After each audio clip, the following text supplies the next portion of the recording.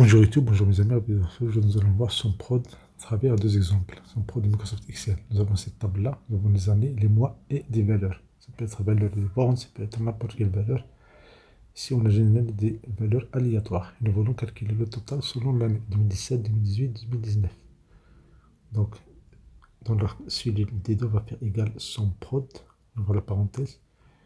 On ouvre la parenthèse pour insérer la première matrice. On sélectionne les lignes qui contiennent les années, ça veut dire la ligne 6, B6 jusqu'à AK6, on clique sur F4 pour fixer cette zone, on va faire égal au contenu de la cellule D1, on ferme la parenthèse, on fait étoile, on ouvre la parenthèse pour insérer une autre plage, c'est la plage des valeurs, et on clique sur F4, on va fixer la dernière valeur, et voilà, c'est OK, mais quand on copie, il y a une erreur. Pourquoi? Si on fait un double clic ici, vous voyez, il y a un décalage de la zone ou bien de la plage des valeurs. Donc la solution, on va enlever ces formules. On clique sur B8, on clique sur F4. Et voilà, on a fixé cette zone. Maintenant, on peut copier la formule à droite. Et on a le résultat pour 2017, 2018, 2019. Pour avoir la formule utilisée dans la cellule D2, on peut utiliser formule texte. Et voilà, on peut colorer ça. Et vous voyez clairement la formule utilisée dans la cellule D2. Son prod. Et on fait le produit. Ça, c'est pour le premier exemple.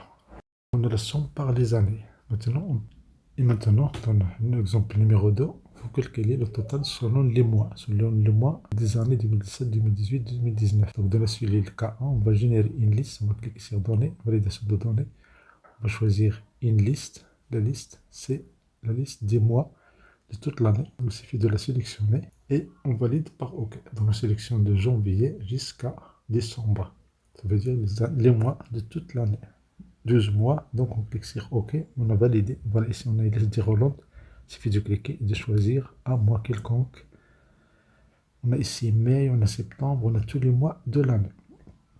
Donc ici, on veut calculer son prod, les valeurs, la somme des valeurs selon les mois. Donc on va faire son prod, on ouvre la parenthèse, on prend deux matrices. Première matrice, on fait la zone qui contient les mois, ça veut dire B7 jusqu'à AK7. On clique sur F4 pour fixer cette zone. On ferme la parenthèse.